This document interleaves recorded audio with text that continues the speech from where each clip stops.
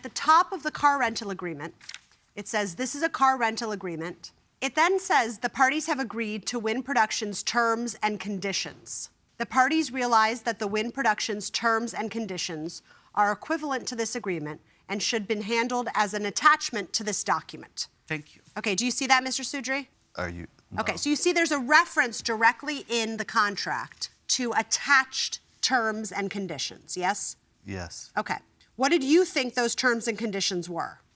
I thought it was this paper. Okay, well, it wasn't, because what this says is they are going to be attached to this document. And guess what? Exhibit B says terms and conditions. Here, you essentially attach the rental agreement for the second car. Right. If those terms and conditions were really attached, why not have your renters initial or separately sign? Because every time I go to rent a car, they always have you initial the insurance part because it's so important. Okay, so now I want you to look at the terms and conditions. And you have number 5 where it says liability insurance. Right. All right, and it says here, you're responsible for all damages or losses you cause to others. You agree to provide auto liability insurance covering us, you, and the vehicle. If you have auto liability insurance, we provide no liability insurance. So it does leave open the possibility that he's not going to provide the liability insurance because it says you will. Correct. Did the other party to the accident have insurance? Okay, so he was covered by the policy. Yes. Okay.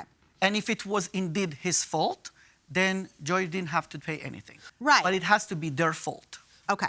So the next portion that I want to ask you about, sir, is I know you believed he covered some sort of insurance, but did you have any understanding of what type of insurance he was carrying on the vehicle? No, I'm not. I'm only really familiar, and I've heard of insurance that you have to pay a deductible for, which I consider, like, when you see Geico, you know, that's what I think it is. Okay, so that... I didn't know that there's... different types of insurance. Lesser or more expensive. Right, there's different levels of insurance, but because you had never owned a vehicle before, you were not familiar with the different types of insurance, that it was possible to carry only liability insurance, that it was possible to carry insurance that only covered you if you were hit by an uninsured driver. You didn't realize there was a difference between those two. Okay.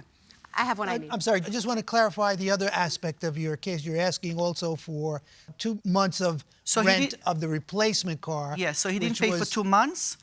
He had some traffic tickets. Which months did he miss? The last 2. Okay.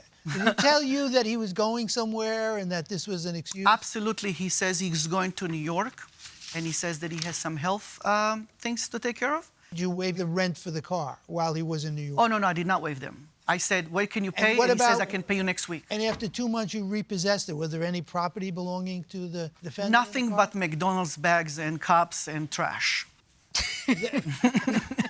You know, you can like McDonald's, especially in Brooklyn. But, I guess you get a good opportunity to get McDonald's. But I did have property in the car. What was your property? I had phone chargers, a couple of clothes, sunglasses, a little bit of money. Did you find any of that in the car? No, and actually, Did you have a company there's not that even one repossessed it text for you? that he says, can I get my belonging? I did not see anything. I took the car to a car wash, and that's good. I think we have enough. Why? I have one final question. Why did you decide to repair the car rather than just consider it a loss? I thought saving $2,000 by replacing the car, buying it for $9,000, will be a smart decision, but it wasn't, because later on, a lot of problems came to the car that wouldn't show at the time of the repair. And I told him, you're only responsible for 6. I went below. Right, no, I understand that. I just wanted to find out why you made that decision. I understand you regret the decision. I regret it deeply. But I wanted to kind of get the reasoning. I have what I need. All right, great. The parties are excused while we deliberate in this matter. Thank you. I think the plaintiff's version of what happened is much more plausible than the defendant's. I think he does owe him the money. I didn't see any double dipping here, possibly with the insurance company. I think it all makes sense. If you look at the damages, it does appear that he was at fault. I found the plaintiff much more plausible than the defendant. I would give the plaintiff the court's maximum. Yeah, I agree. Yeah, the car repairs alone exceed our maximum, so I don't even think we need to get into the remaining Great. portion of the claim. We have a verdict.